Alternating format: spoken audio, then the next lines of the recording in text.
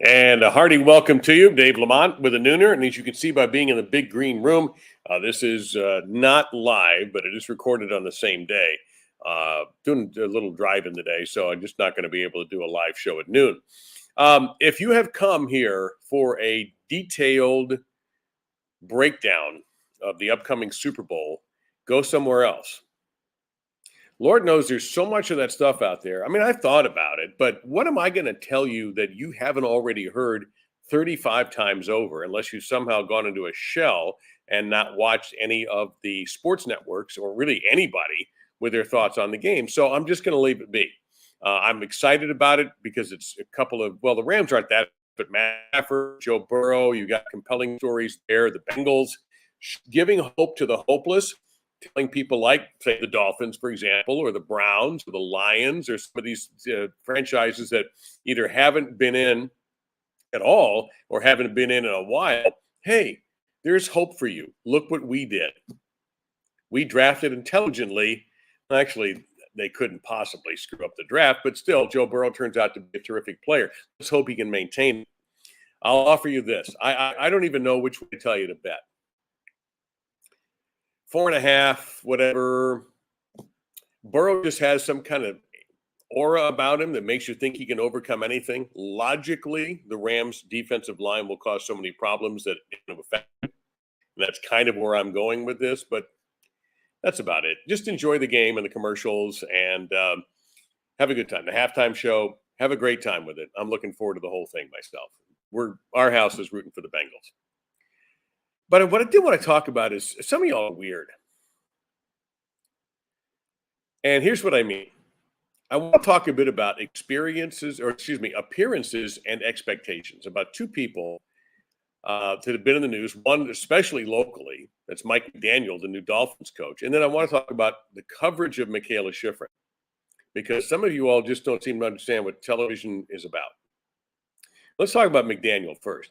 This is what I mean by you all. Some of you all are just really strange.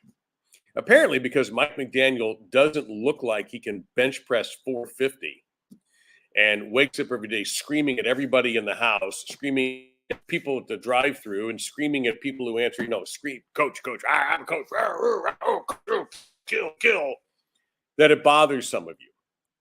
I don't know why.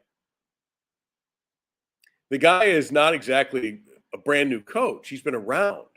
He's been in the NFL.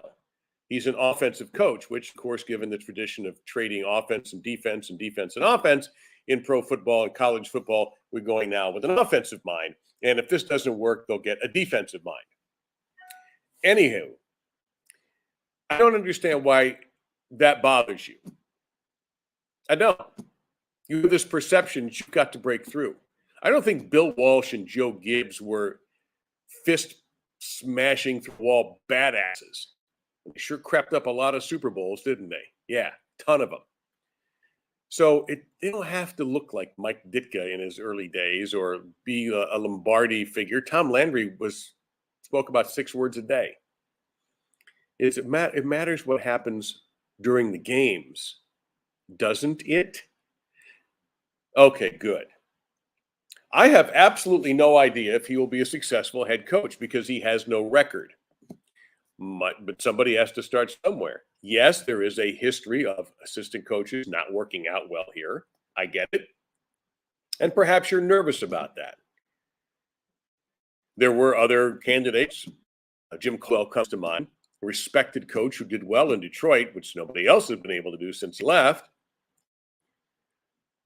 I thought maybe he would be interested. He was here briefly, but it didn't work out. Maybe he didn't even try that hard, or they didn't try that hard. But I can't tell you if he's going to succeed, and you don't know either. So you're going off your gut, which is often a mistake, right? So I would only tell you, I'm sorry, but you're just going to have to be patient. I know that's hard to do because you want to jump to a conclusion immediately based on either appearance or his press conference. Hey, did he win the press conference?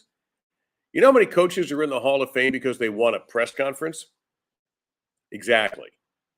So that stuff is I guess fodder, and it's fun for a discussion at that's over a pint or over whatever, and having a time with your buddies and your fellow fans about it. But for God's sakes, they haven't even had one of the gym classes yet. The summer tryout things, the summer practices.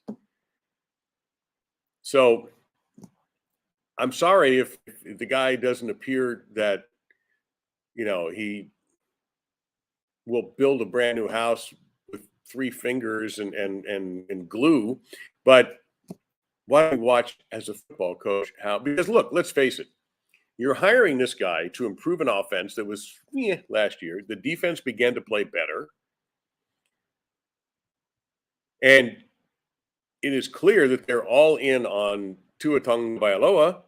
So let's give him a guy with an offensive mind and a relatively successful offense in San Francisco. Now, I don't know if you turn Jalen Waddle into Deebo Samuel. I don't know. But can he make Tua better? That's really going to make this team better. No? Yeah. There are pieces, just not enough of them, which you could say about virtually every other NFL team, especially the teams that are sort of in that muddled middle like where the Dolphins are at the moment, going one way or the other. So I'm sorry, patience. It's your best hope to get through the upcoming season sanely. And if it doesn't work, then it doesn't work.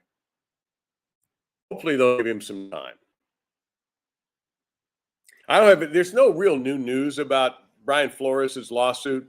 There's just a ocean liner full of opinions about it. He's great for doing it. He's an idiot for doing it. He stuck his neck out too far. He's doing the right thing. Nothing. There's nothing new to add, so we're going to move on. But I want to talk one more thing before I get into the Olympics and the surprising, I don't know, to me, surprising controversy. But again, I look at things a little differently than some of y'all. The job that Mario Cristobal has done, it was just like 2 weeks ago that people were beginning to wonder, Mario, you don't have any coordinators. What's the coaching staff going to look like? Mind you, it's February, and he can take as much damn time as he needs to build a staff. But you do have spring coming up in a few weeks, and I think he's done okay. He gets a highly experienced and well-regarded defensive coordinator, Kevin Steele. He gets Josh Gaddis out of Michigan. And then he brings in a quarterback coach from Appalachian State, where, by the way, they're pretty damn good lately. They throw the ball around. So you're getting an experienced quarterback coach who's a Miami guy, a Miami native. And look, this is what happens when you give the head coach money, which really no prior head coach had at Miami. And is it only about money? Well, no. You need better players, but you can make better players with better coaches. You can improve a player. Now, it's still ultimately up to the player. You can give him the best, most experienced coach on the planet for that player's position and a great coordinator and a terrific head coach. And if the safety forgets the coverage, is that on the coach? No, that's on the player. If the quarterback is playing man while everybody else is playing zone and his guy goes by him for a touchdown, that's not the coach's fault if some kid forgets. It isn't. Tell me the coaches didn't drill them into that kind of thing. Of course they did. So ultimately, it's still the player. But you can make that player better. And this is a pretty prestigious staff he's put together. So there should be some optimism. Please don't tell me the Hurricanes are back, however. Please, even the most bubbly, crazed, optimistic Hurricane fan, can you hold on to that for about, 2 or 3 years until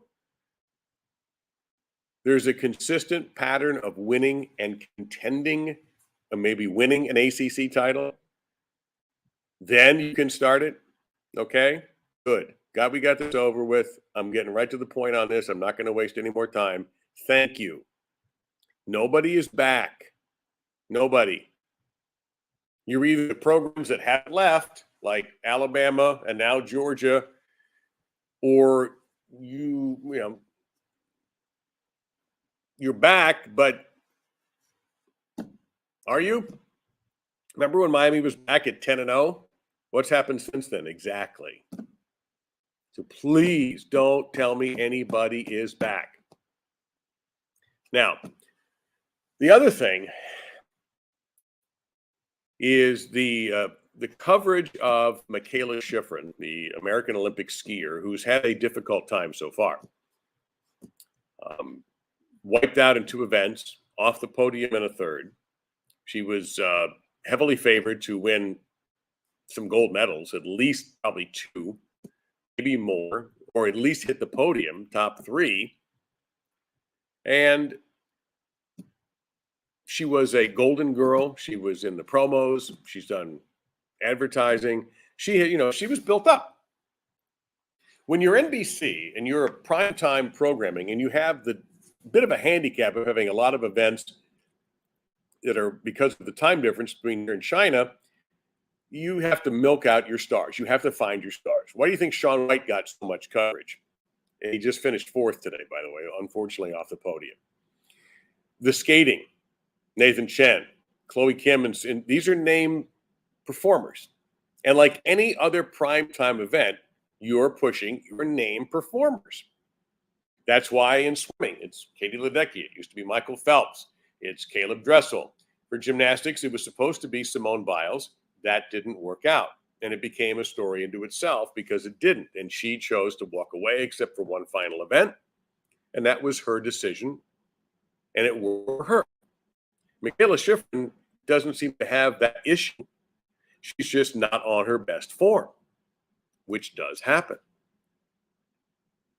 even to someone as accomplished as her. But what caused, and I shouldn't say surprising, but what caused a great deal of kerfuffle was her performance in the second race, where she was favored to repeat the slalom. That's apparently her. I am not Mr. Skiing, but I do know that much. Well, she wiped out. Second race in a row she wiped out. It was the first one that she didn't finish the race. This one she wipes out. And instead of, she wasn't injured, thankfully, but she just not off the course right away. She sat for quite a while. And NBC, this is live, NBC stayed and got a camera as, position as close as they could get. Obviously, she's got a big helmet on, so it's not like a basketball game where you can see that person's face or track. So you can't really see her face. You can speculate all she want of what she was doing there, but she stayed there while the announcers discussed how disappointing it is for her and how shocking it is that so far her Olympics have been a washout or a wipeout or a ski out. And it really bothered a lot of people that NBC was doing this. Now, this isn't golf where you can go, okay, now we're going to 17 after that quad putt on 15. Let's go to 17 and see what Tiger's doing. You don't have that ability. The race isn't going anywhere until she gets off the course. So NBC has mapped out this time, not expecting her to wipe out. But this becomes the story. One of your biggest athletes, who, by the way, willingly participated in all of the hype up to it, did the interview about her dad, did all of this press, did all of this. Okay, so she helped a little bit with the buildup. Could have said no. She probably at her stage has people, right, who tell her, hey, once you do this, it's for NBC, it'll be good. Okay, great, we'll do it. That's her business. I don't blame her. She should do it. It's not NBC's fault that she's having a tough Olympics. NBC is just showing this to you. And by the way, so before you think I have some in for NBC, I don't know anybody there. I've met Mike Tirico and Terry Gannon. I worked with Terry a long time ago, and that's about it. I've got no relationship with them. Zero. Nobody in management, no other talent, nobody. So don't think that I'm Mr. NBC. I'm not. But you got to understand, that's their job. That's the breaking story. The breaking story is that one of the top, if not maybe the biggest name on the U.S. Olympic winter team is failed. I'm sorry, that's the only word you can use.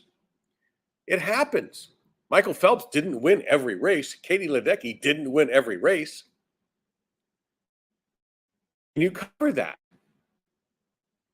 So it's okay for the announcers to express surprise, to be a little bit critical. That's part of their job. They're not there, and they shouldn't tell anything but offer their opinions. And if you don't like the opinions, that's fine. You have every right to do that. That's okay. But how would you have handled it? It's almost like, what would you do if you're producing and directing that program and you're announcing that program? What are you going to say? Oh, poor Mikaela. No, you can't do that. Well, I guess you could, but that's not really in-depth commentary now, is it? And yet some people got really upset. I'm here to tell you that that's the story of it, and it sucks. I felt badly for her. Who could feel badly for her? The good news is she had, at the time, 3 other events to try to bounce back. Unfortunately, the third one didn't work out. She finished but didn't medal. And she's got 2 more to go, and hopefully she'll get something to take home. But to ignore the story or to try to gloss over it is not doing your job. At that point, you have to become a reporter/journalist and an expert and offer up what you can offer up. And stay with the story. She made the decision to sit there for a while. It wasn't anybody from NBC telling her, hey, sorry about the wipeout. Listen, would you stay here for a while so the commentators can destroy your career? That's not how it happens. And I don't know if even the comparisons to Simone Biles are the same, because Biles was very open about the difficulty she was having. Shiffrin, who has decided, and I don't blame her for this, has decided after she talked after the second race that she's finished with doing media for a while, and that's her business also. Probably not the worst thing in the world, for her, because she was forthright and emotional, especially after the second one, which had to be devastating to her, because I'm sure in her mind she's visualized being the gold medalist, with good reason, her skills. But come on, you've got to be understanding of the people whose jobs it is to present what's happening at the time. And if it's ugly, it's ugly. It's the same thing as news. Sometimes news organizations cover tragedies, earthquakes, hurricanes, crashes, disasters, mass shootings. All of this stuff has to be covered. This is no different as far as the type of story it is. It's a sporting disaster, not obviously a disaster where people have lost their lives. But in the sporting world, it has to be covered with the same seriousness and intensity and focus. That's how this goes. We good? All right. So that covers it. Enjoy the big game at the end of the year. Enjoy the halftime show. Go Bengals. And I'll talk to you soon.